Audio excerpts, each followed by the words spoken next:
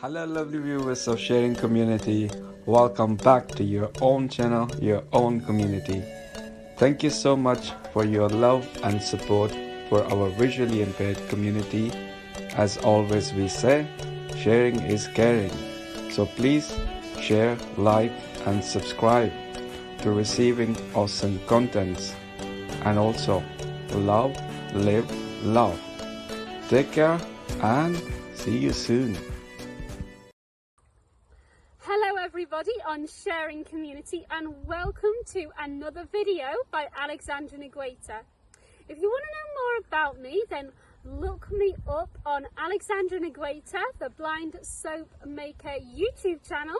Alternatively, you can support me by buying some of my products on www.theblindsoapmaker.co.uk.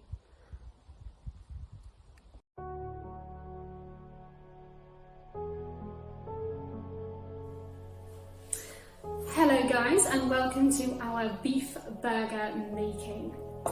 We are making about 4 quarter-pounder beef burgers. For this you will need 500 grams of minced beef, which I have here in the bowl. As I am telling you what ingredients you will need, I am also placing it in my bowl and mixing it all together. Now I like to use onion granules rather than fresh onions. It's just my personal preference, you can do what you want. So 1 teaspoon of onion granules, and then a nice helpful generous portion. I am then going to add some pepper and some salt. And of course, this is all personal taste as to how much of the ingredients you're wanting. And I like to have a chili, some chili in my beef burgers.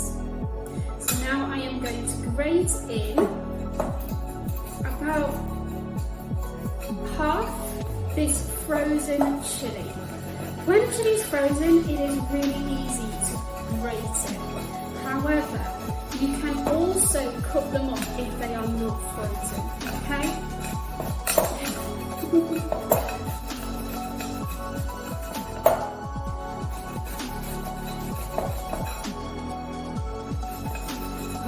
A little bit more, get it nice and quickly, get it all in. And then we'll be adding our breadcrumbs. I think that's about enough. I don't want it too spicy. And I've forgotten how much breadcrumbs we need for 500 grams of... How much was the breadcrumbs? Just a small bowl. Just a small bowl full of breadcrumbs. Now the thing about breadcrumbs is that you can quite easily make them at home as well. All you need to do is to take some bread out, ordinary bread, like ordinary Hovis bread or any other bread.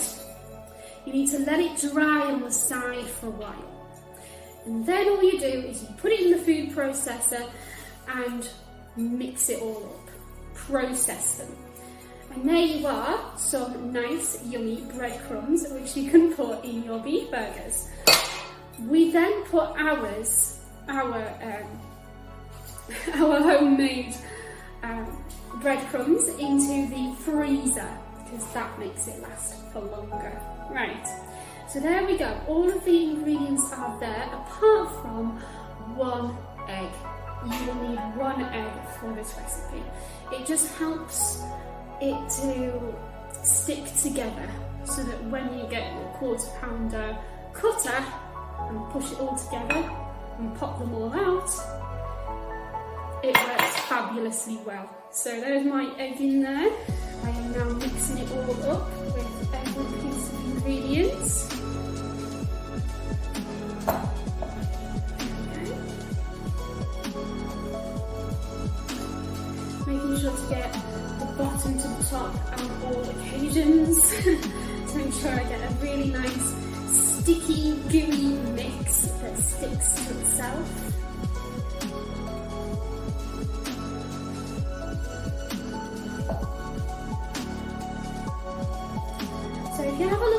now, it does cling to itself, like this ball here. And that's kind of what you're looking for. Something that is all nice and mixed together so that it will actually stick all together as it is like that. And then that's an indication that you have mixed it appropriately. So now that I have my mix, I have decided to quarter it into my 4 lumps of meat, ready to go into my Lakeland bought quarter-pounder maker. On the top I have a little piece of paper, and that's just to help it not stick to my quarter-pounder maker. So here we go. Here's one meat-filled lump, and I'm going to squash it into my quarter-pounder beef burger maker. I'm making sure to get all areas covered, and then I'm just going to pop it out, splat it, as I would say, onto my baking tray. And I'm going to do that 4 times. No, sorry, another 3 times. Obviously can't count. There we go. I think that's enough. I think that's more or less even. Right, there we go.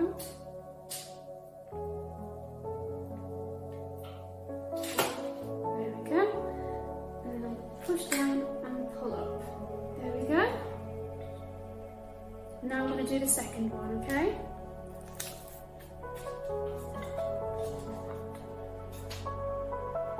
So now these are ready to be cooked.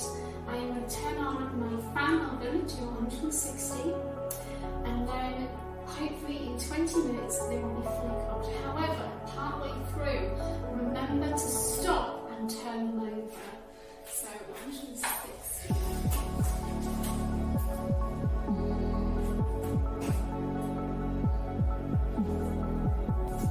So now I'm preparing my accompaniments for my beef burgers. We are going to have our beef burgers with beef tomato, some cornichons, also known as gherkins, they're very small ones, lettuce, and on top we're going to have some Emmental cheese. So now I'm going to start cutting this up. First, pull out the which I always find the hardest, and I'm going to start slicing it into thin enough slices, hopefully without cutting it off. There we go.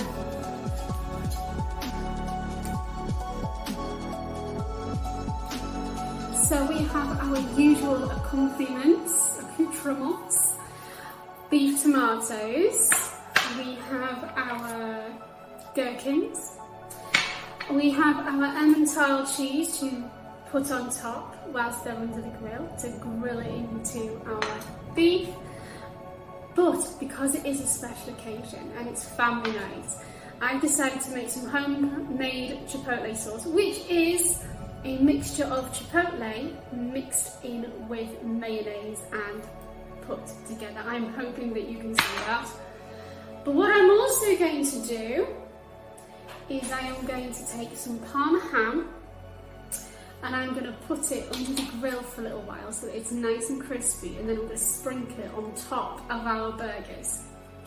Now when I make burgers, I like to use brioche buns. And what I like to do is I like to take my brioche and I like to toast them so that they're nice and crunchy for when we make them into burgers. So I will see you very shortly. So this is my Parma ham, nicely grilled. Obviously there's a fine line between nicely grilled and burnt. I think this is nicely grilled, or at least I hope it's nicely grilled. Now, embarrassing note for you guys, I forgot the most important ingredient to a burger, which is obviously lettuce. So here is our lettuce that we have pulled apart, washed and left to dry, okay?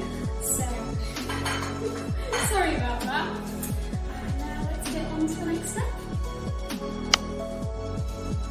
So here we are outside with our burger sitting open on a plate. It is time to eat it, guys. We've got Emmental cheese on top, the Parma ham, and all the accompaniments to put on top of our burger. Then we put our lid on our burger, and that is our burgers complete. I really do hope you enjoy making this yourselves.